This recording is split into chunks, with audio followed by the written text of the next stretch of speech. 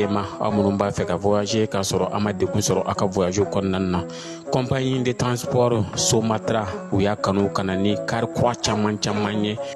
Car minnu dilanna norme kɔnɔna na aw ka lafiya kama. A suspension wo, a climatisation, a siège wo, n'i ye car jɔlen ye foyi tɛ jigin i kɔnɔ, i bɛ se ka don a kɔnɔna na cogo min na. Somatra e ka kari, Somatra ne ka kari, Somatra anw ka kari. O hukumu kɔnɔna na kari ninnu bɛ sira ta don ko don Bamako, Segu, San, Moti, Kucala ka taa se Sikaso ma, Keɲeba, Kita. O ma ɲina Yoro di Sahel maaw kɔ ka taa se Kolokani, Jijeni fo ka taa se Bɛnma ma. Somatra fiɲɛ foroko, Somatra ka wuli hɛrɛ la ka se hɛrɛ la.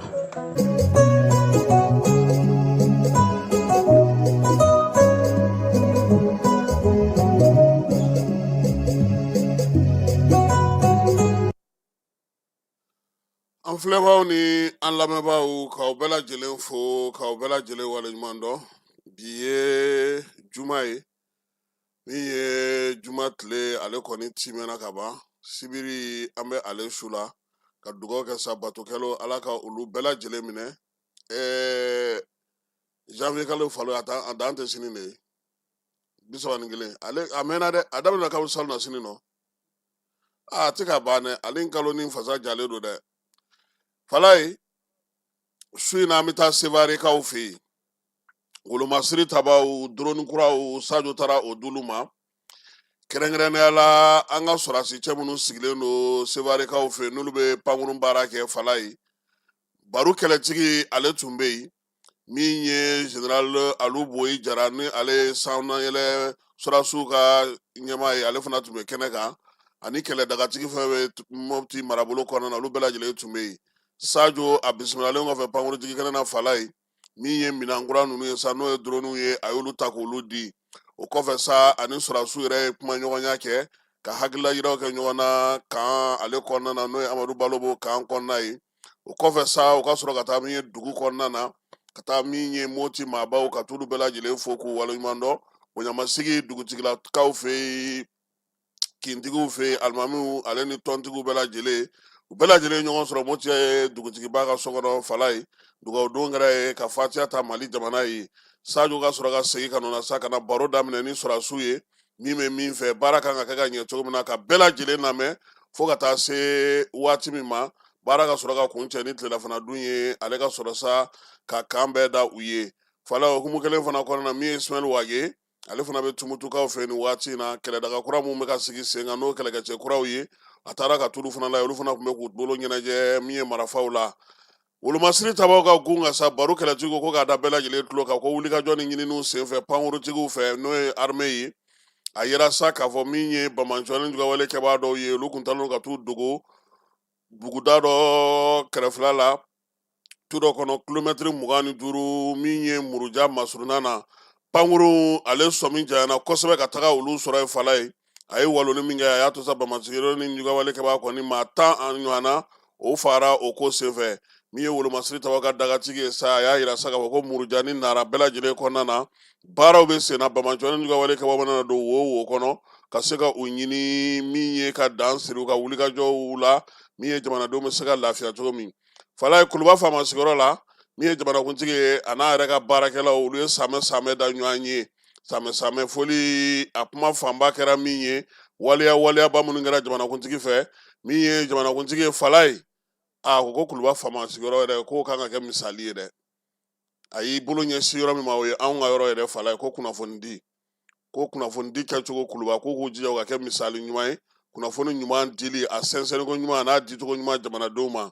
Denmisɛnw a y'a ka wele kura ka ɲɛsin olu ma. Sini an n'an da don nin kuma in fana na ka se ka ɲɛfɔli kɛ. An bɛ to Kuluba Falaye min ye force unifiée maaw ye olu ka dagatigi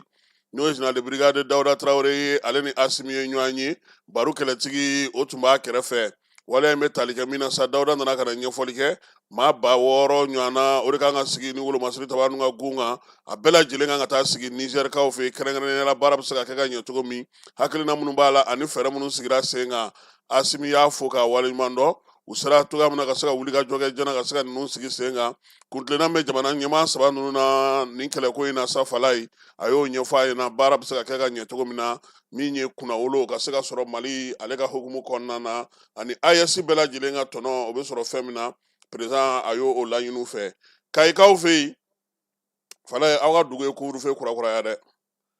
k'a daminɛ bi la janvier kalo tile 30 ka taa bila février kalo tile 28 na san 2026 nɛgɛ kanɲɛ fu ka taa se sɔgɔmada ɲɛgɛn kanɲɛ 5 ma couvre-feu a sigilen don Kayi a n'a lamini bɛɛ lajɛlen na gouverneur ye ale de sɛbɛn ta min ye Tapa Uri Demba Jalo ye an b'a fɔ Falaye Seydou Nourou Niang k'ale fana fɔ gouverneur yɛrɛ ka fɔ Kayi cɛ n'a muso denmisɛnnin maabakɔrɔ k'a bɛɛ lajɛlen k'u ni cɛsiri u ni timinanja n'Ala sɔnna a ma an fana bɛ sira la ka na ale Kayi Falaye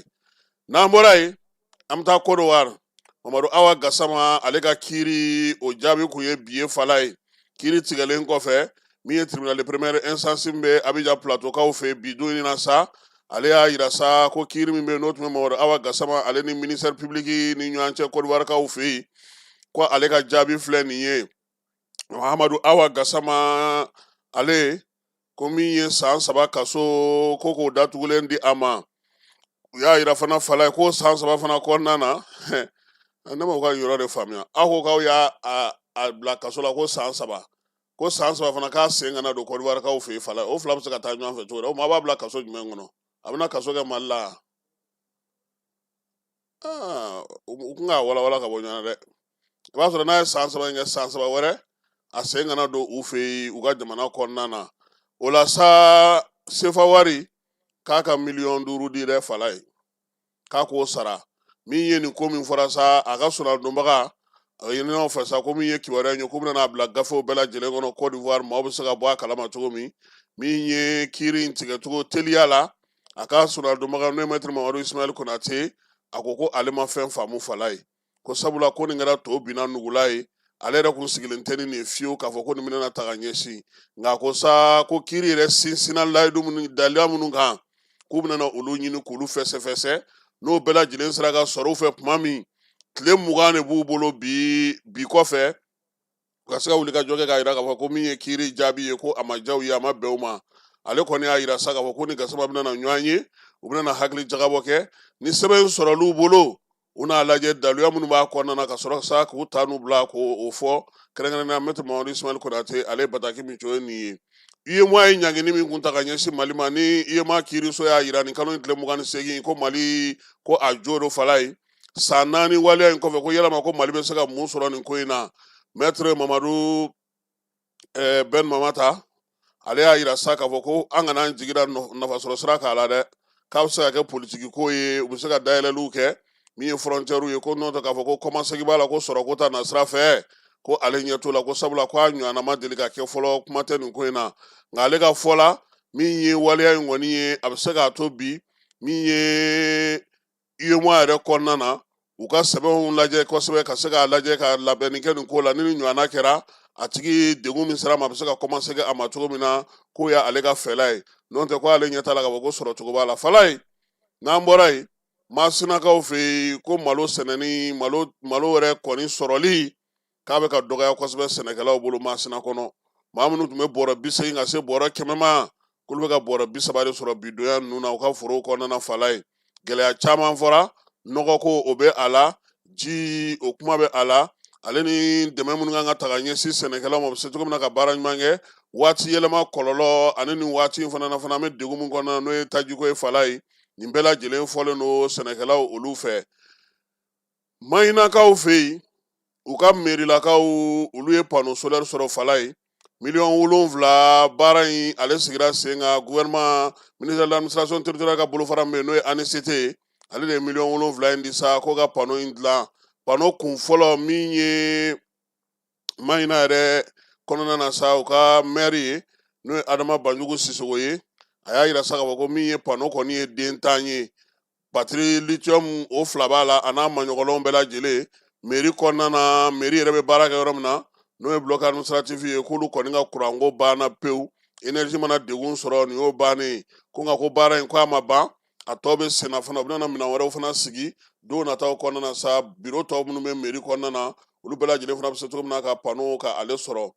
san yɛlɛma n'o ye san yɛlɛma sarakabɔ ye Fala ye Mayinakaw u ka dugulenw y'o baara kɛ koyi dugutigilakaw ni kabilatigiw olu y'o baara kɛ kununko alamisa Mayinakaw fɛ yen min ye dugu yɛrɛ kɔnɔna na sa dugu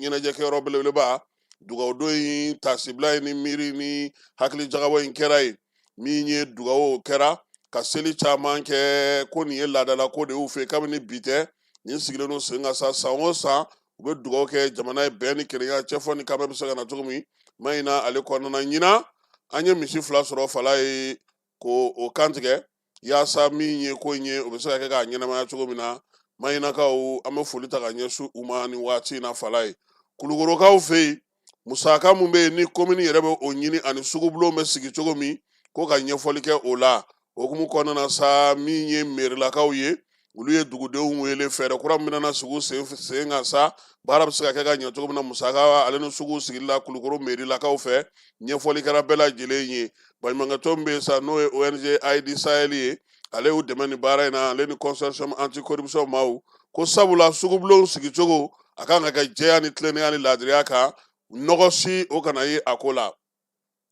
diinɛw olu bɛɛ lajɛlen farala ɲɔgɔn kan yorosokaw fɛ yen ka don kelen ta k'o kɛ hakili jagabɔ kɛnɛ ye hakili jagabɔ kɛnɛ in kerecɛnnakaw tun b'a kɛnɛ kan cogo min ye silamɛ diinɛ maaw tun bɛ yen minnu bɛ n'olu y'an ka laadakɔrɔ matarafabaw ye Fala ye u bɛɛ lajɛlen nana sa ka jɛ ka kuma min ye ɲɛmaa 20 ye u bɛɛ lajɛlen ka bɔ diinɛ 3 in na sa u nana ka na hakili jagabɔ kɛ min ye jamana bɛ se ka basigi cogo min cɛfɔ ni kamɛ bɛ se ka kɛ cogo min na baɲumankɛtɔn min bɛ yen n'o ye Adilo ye ale de ye nin ko in sigi sen kan ale ni Temple Fondation k'olu ka miirina don Gawukaw fɛ yen su 2nan min sigira sen kan maa minnu bɛ yen n'olu ye fasoden ɲumanya waleya kɛ sa maa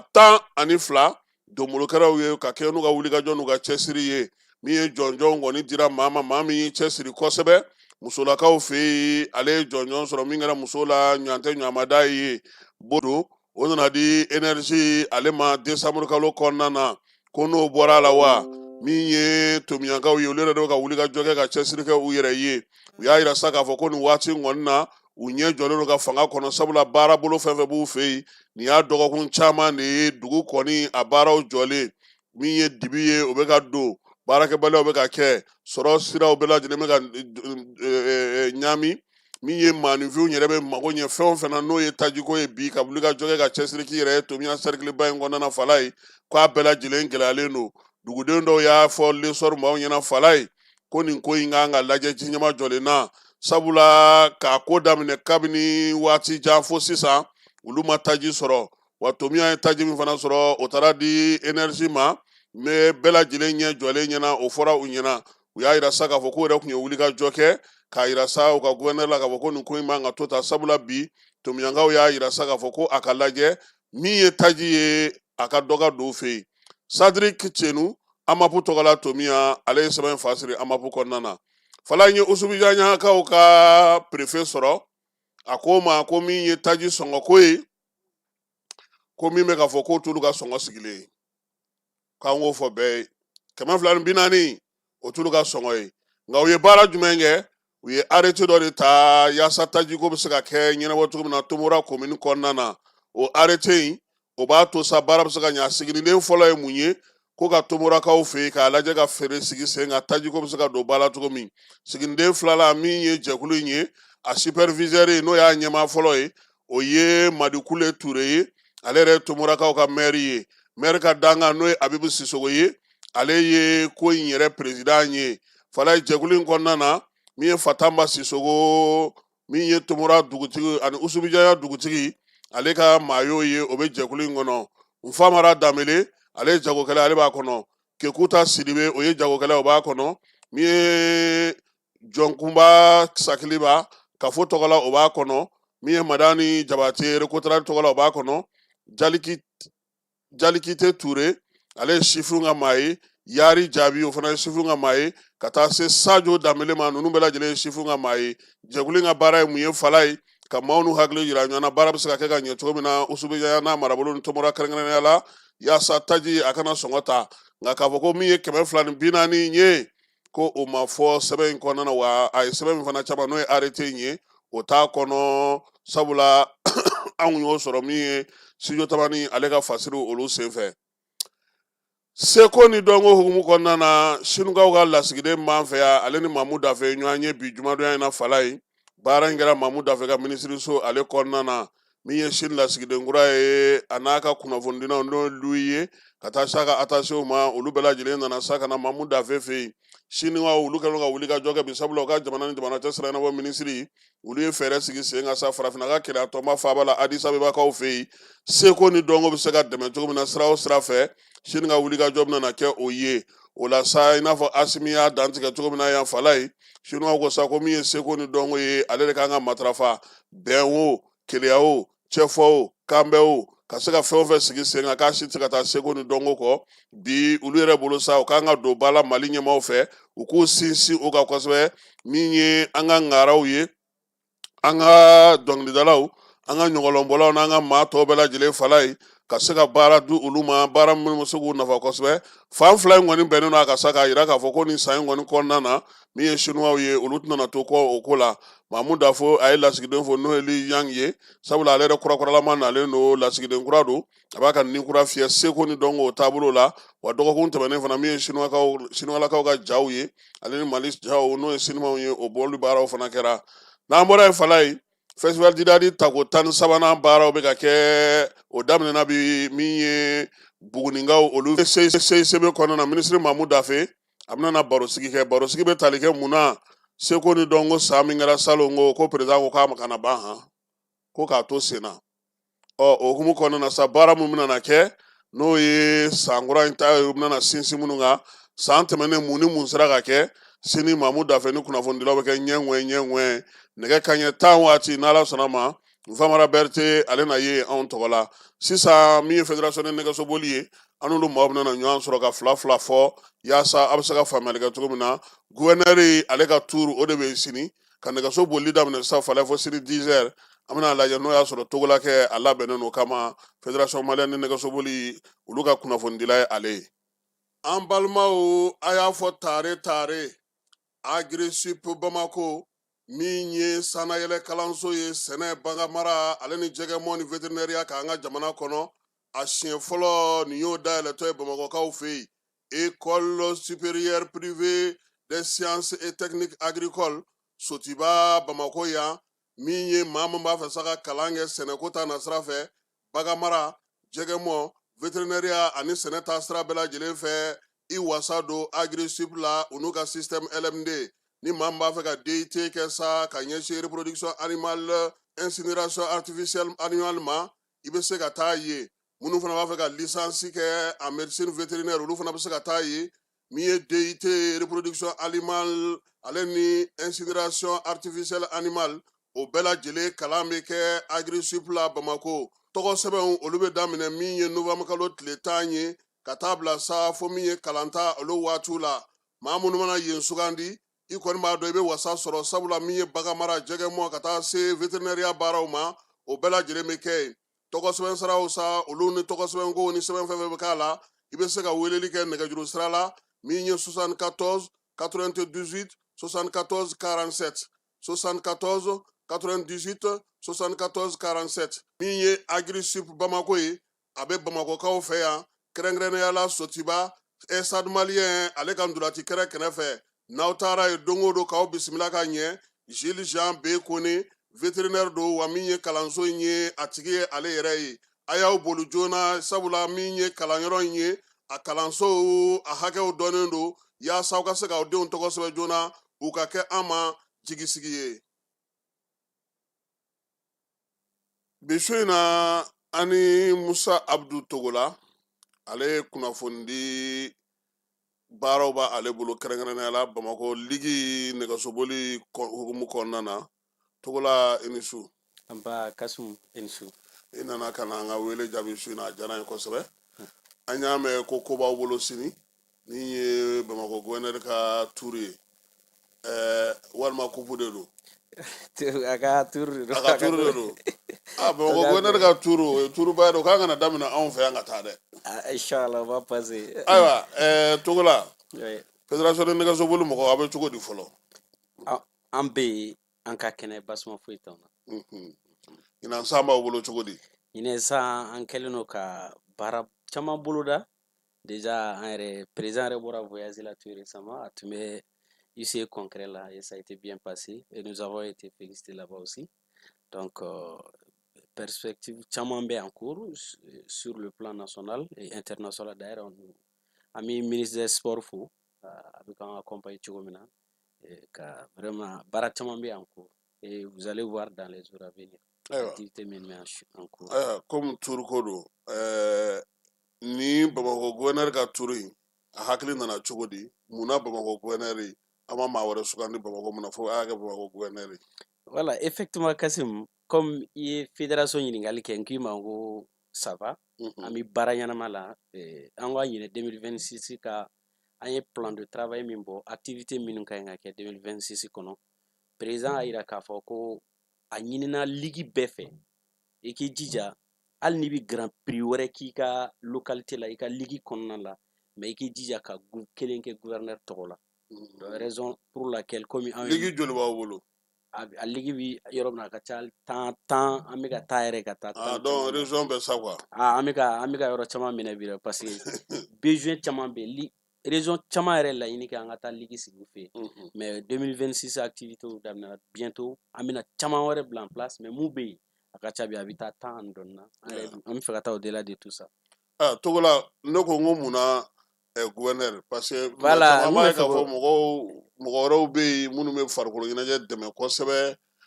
président jɔnkuna ninnu aw ka ko ka d'olu ye kosɛbɛ olu bɛ y'aw ka fɛn caman na. Effectivement comme n y'a fɔ cogo min na président ka laɲini a ka stratégie ye ɲinan nɛgɛsoboli kɔnɔna a y'a ɲini ligue bɛɛ fɛ même n'i bɛ grand prix activité wɛrɛ k'i ka localité la mais i jija gouverneur ta i ka grand prix dɔ kɛ k'o tɔgɔ da gouverneur tɔgɔ la donc n'i ye gouverneur ka grand prix kɛ i bɛ sɔrɔ ka grand prix tɔw minnu bɛ yen ka kɔrɔ i bɛ sɔrɔ k'olu kɛ ni activité i bɛ san daminɛ ni gouverneur ye i b'a daminɛ ni gouverneur ye o kɔni laɲini kɛla fédération ka plan de travail a ka activité prioritaire la donc n'i bɛ fɛn fɛn kɛ sisan i k'a bila i kunna ko gouverneur kɔni ta bɛ yen o ta kɔni bɛ yen o bɛ fara a kan o bɛ fara a kan i b'i jija k'o fara a kan donc o mana bɔ a la mɔgɔ wɛrɛ tɔw bɛ se ka na o kɔfɛ ou bien n'a y'i diya dɔw wɛrɛ bɛ se ka kɛ a bien avant mais gouverneur ta kɔni o bila i ka activité kɔnɔ i ka o fɔlɔ de kɛ o de la Bamakɔ ligue ye laɲini kɛ ka nin de ale fana comme ale ye ligue pilote ye ale fɔlɔ b'a daminɛ. Ayiwa Togola an y'a ye k'a fɔ couple in tɔgɔ dalen don gouverneur la nka parrain ye Sala Babi ale de ye farikolo ɲɛnajɛ balontanna de ye o nana kɛ cogo di. bon i b'a dɔn mɔgɔ min ko farikolo ɲɛnajɛ déjà nɛgɛso que ça soit le cyclisme que ça soit le football que ça soit athlétisme a bɛɛ sport de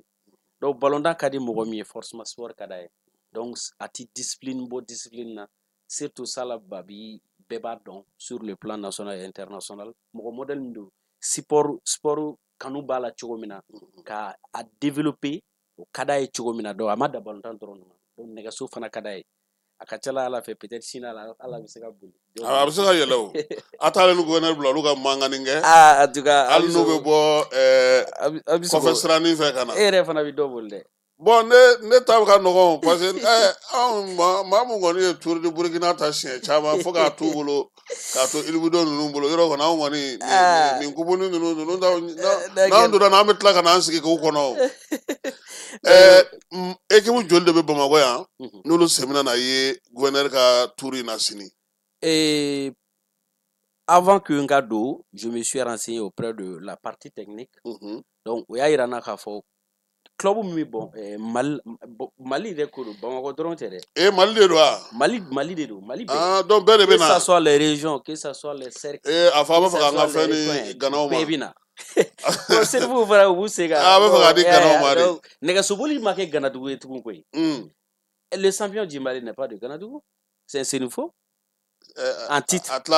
Les champions en titre. Ça veut dire que Ghana dɔrɔn tɛ nɛgɛso boli a kɛra malien yɛrɛ de ta de sisan. Donc pour dire que la question, pour revenir à la question, il y a 11 clubs olu inscrits là. Olu b'a la 11. O inscrits là. nɛgɛso bolila maa 70 ani 1 o de ka ɲi ka. a bɛna kɛ ko Tour du Mali sa kɛ. bɛrɛ t'a dɔn. hali n'a y'a sɔrɔ a distance ka surun. Bon, distance koni. Bon, on y'a lagé vu parce que c'est le centre-ville. Ça va être une deuxième fois. Anga négasobol délocaliser kata ni yoro modèle là. Par exemple. Mɔgɔ b'a daminɛ yɔrɔ jumɛn ka taa yɔrɔ jumɛn? Mɔgɔ b'a daminɛ gouvernorat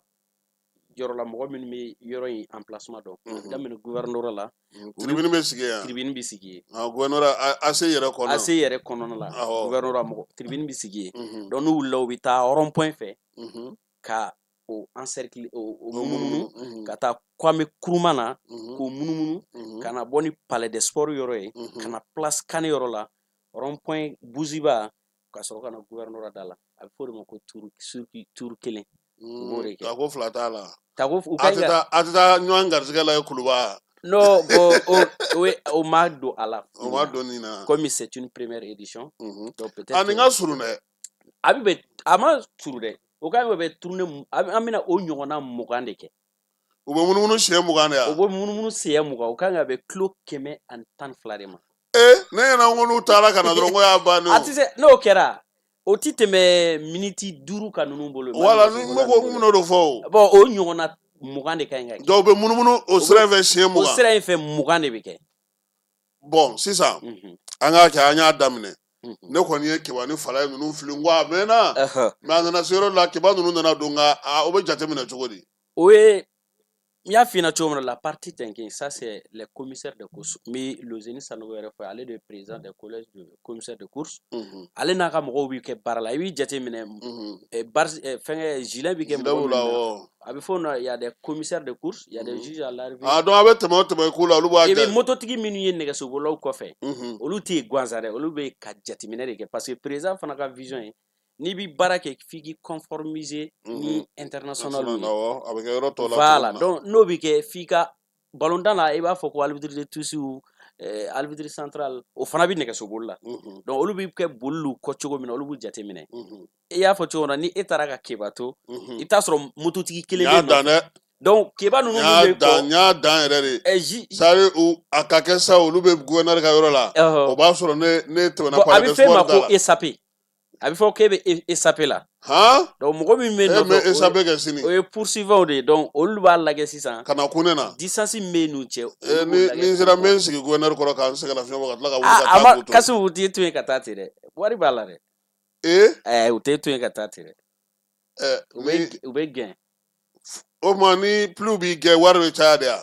Il y a ce qu'on appelle les sprints intermédiaires. Olu de bɛ kɛ o ye furancɛ boli ye boli kɔnɔ. Falaye. Mini boli laban yɛrɛ tɛ kelen ye. N ka nɛgɛso bɛ yɔrɔ jumɛn fɔlɔ parce que nin ko in filɛ nin ye fo. Nɛgɛsoboli bɛ yɔrɔ min na bi. Nin wari ninnu dɔw man ka taa ka mɔgɔ dan. Donc c'est ce qu'on appelle les sprints intermédiaires. O ye furancɛ boli ye boli kɔnɔna na o temps de b'a la. Donc hakɛ dɔ de bɛ yen. O hakɛ dɔ de bɛ yen an bɛ fɛ ka an tun ye a jateminɛ k'a kɛ 5 ye mais komi nɛgɛsobolila cayala a ɲaga bonyala donc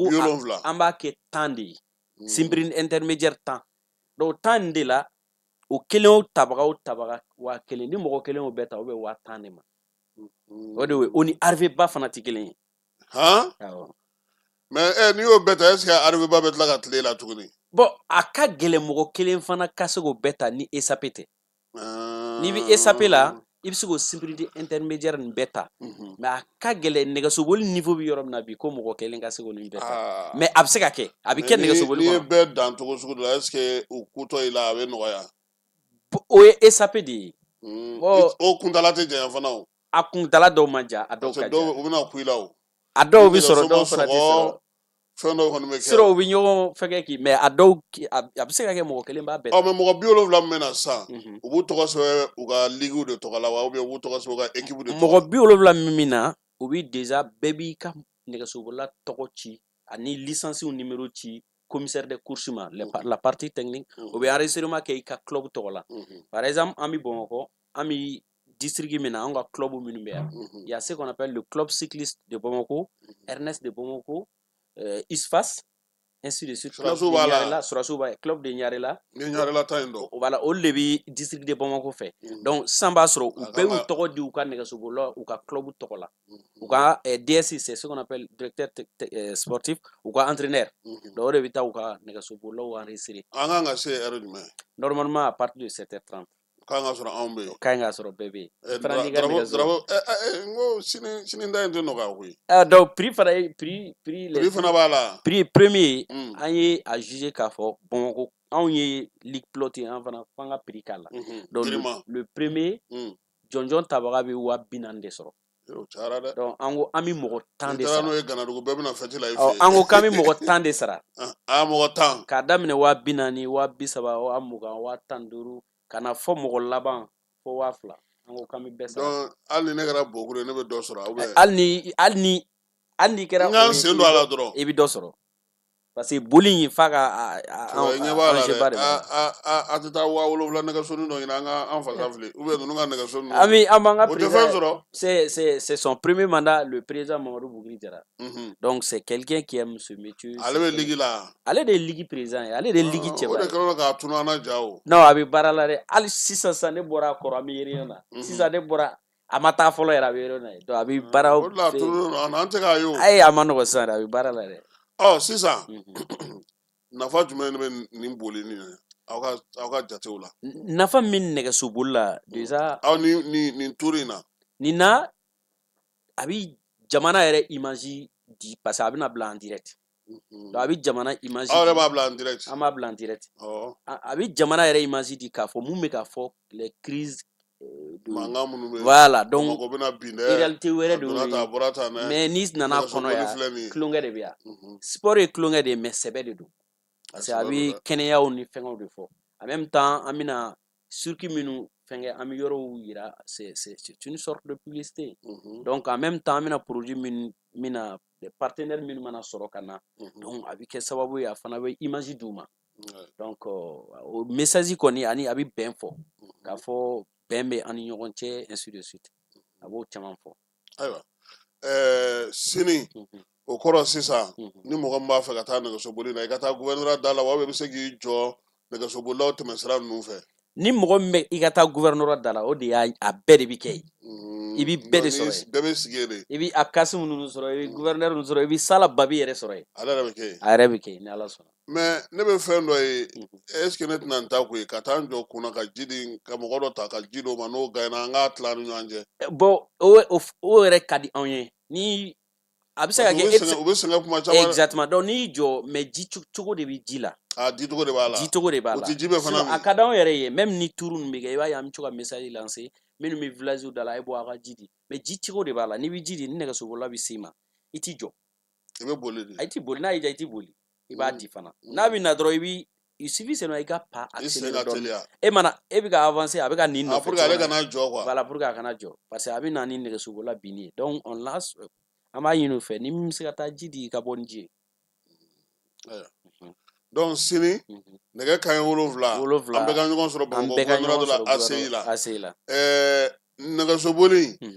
nin ye Bamakɔ gouverneur ka coupe siɲɛ fɔlɔ ye a bɛna to sen na kuma bɛɛ wa ou bien a bɛ kɛ cogo di ni ala sɔnna président ka laɲini ye mun ye a ka vision ye min ye o de ye a ka kɛ kudayi de ye que ça soit anw ka mandat kɔfɛ mɔgɔ wɛrɛw nana anw kɔfɛ o u k'a fɔ u k'a dɔn k'a fɔ nin de fédéralité dilen don ligue bɛɛ ma u ka baara kɛ n'o ye donc n'i nana i ka gouverneur ka beli kɛ ɲɛnakan ninnu bɛ na ɲɛna bɛɛ bɛ yen ya bɛ na ni ala sɔnna a ka ɲi ka kɛ champion du Mali dun cɛmɔgɔ jamutere o de ye Senufukɛ an den de don ale bɛ na a bɛ na ni ala sɔnna ayiwa fɛn a tɔgɔ di Togola Musa Abdou Togola an y'a ye k'a fɔ nɛgɛsoboli a ko ka ca surtout mɔgɔw tɛ nafa dɔn a la nɛgɛso ninnu dɔw bɛ yen u sɔngɔ ka gɛlɛn kosɛbɛ miliyɔn 3 bɛ se ka don a kelen na miliyɔn 7 bɛ se ka don a kelen na bi degun jumɛn wɛrɛ b'aw kan ligue in kɔnɔna na bi nɛgɛso baara in na bon degun min b'an kan bi jusqu'à présent comme i y'a fɔ cogo min na an b'a ɲini autorités fɛ u bɛ ka minnu kɛ u ka dɔ fara a kan en même temps an b'a ɲini partenaires fɛ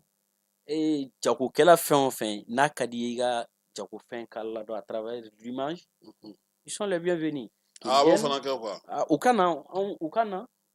bɛ se ka nɛgɛsoboli yɛrɛ de ye a bɛ i bɛ turu Burkina turu ninnu lajɛ Burkina turu n'a fɔra i ɲɛna partenaire min don a la c'est trop l'état fait quelque chose mais les partenaires a bɛ caman k'a la donc an b'a laɲini k'u fɛ u ka na jusqu'à présent an mago bɛ dɛmɛ la ani état bɛ mun kɛ a ka dɔ fara a kan n'a ye dɔ fara a kan a ka ca Ala fɛ nɛgɛsoboli bɛ taga ɲɛ.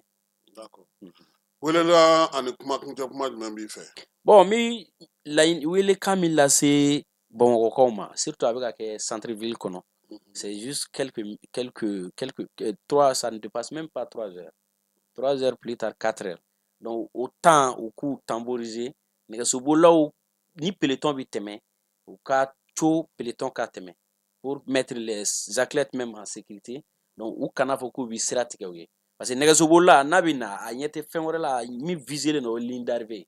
Donc, ni fɛn o fɛn bɛ tɛmɛ a la, i bɛ taa sɔrɔ a tɛ jɔ a ye. N'a ma jɔ dɔrɔn,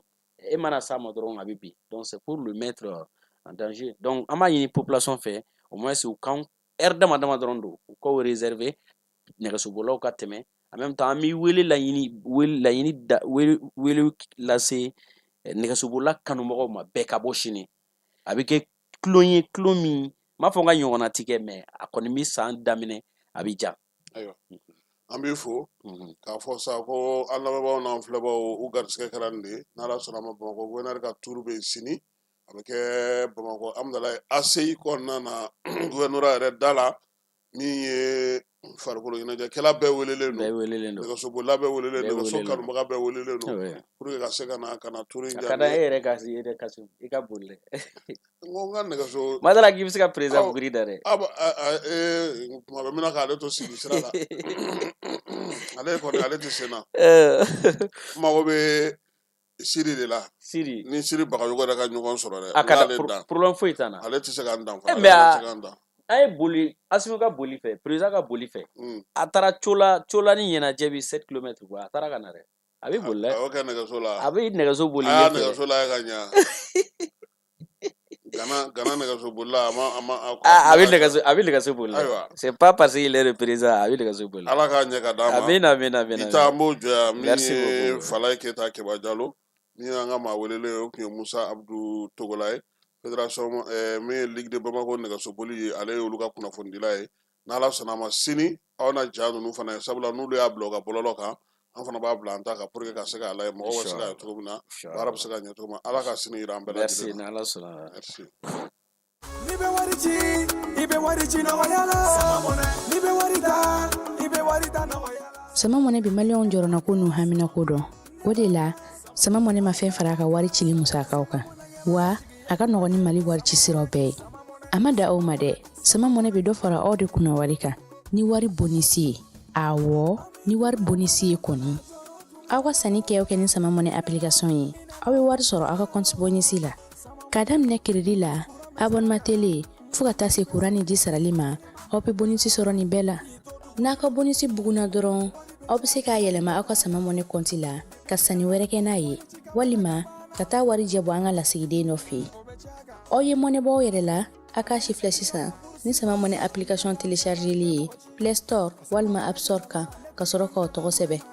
ni sama mɔnɛ ye aw de kunna wari bɛ augmenter